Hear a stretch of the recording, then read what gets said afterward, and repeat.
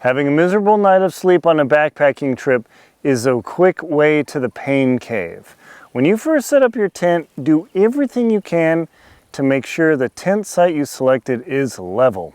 Sliding into the end of your tent with your feet and making your feet cold, or having your tent the other way and you slide your head to the end and you're mushing it up and fighting, or rolling over, and I mean, I've done it all. Do everything you can. Also, there's the joy of if you sleep with your head downhill, chances are you're going to wake up with a headache. It's a real thing. You think, oh, what's the big deal? And then you wake up. Yeah, I've done it. Level ground is important to a good night's sleep, which means you can backpack better the next day. These two tiny little things can make all the difference in your sleep. If the wind kicks up and it's raging outside and your tent... How are you going to sleep? You probably won't. Bring earplugs. These two tiny little foams that you can put in your ear, or I use the silicone ones because the foams kind of expand and hurt my ears. Oh, that is the difference between night and day of having a good night's sleep and having a fun time tomorrow. I talk about using earplugs in my book, Antarctic Tears, because so often, like other than a couple days, my campsites were in 30, 40, and 50 mile an hour or 80-kilometer winds in Antarctica. My tent was almost unlivable. So without earplugs, I simply would have gone mad. That you don't want to do. Making the choice between a quilt and a sleeping bag is pretty tough because quilts are all the rage now, and I've had one, and you know, a lot of long distance backpackers like to use them in the summer season because they are lighter.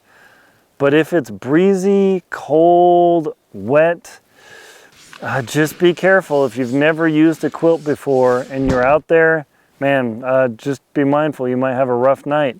So many backpackers I know, they'll tuck the quilt under them, but then you're sleeping on this crinkly pad or the foam, and I don't know, some people do it great. I don't. That's just how I am. And then when you're laying on that foam or your crinkly air mattress and you think, geez, I'm dehydrated, I better chug some water, glug, glug, glug, glug, before I go to bed. You know what happens next when you chug a bunch of water right before you go to bed.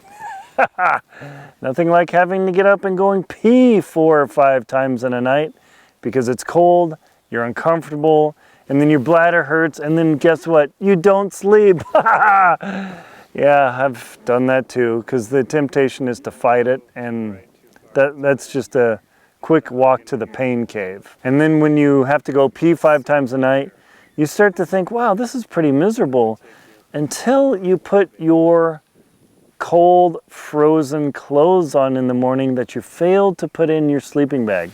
Your sleeping bag right there is the only thing that's going to help you dry out your clothes in the morning. I've seen people drape their clothes over their tent at night and they wake up and they're literally putting on an ice shirt or ice pants or ice underwear. Whew, yeah, those are some fun times.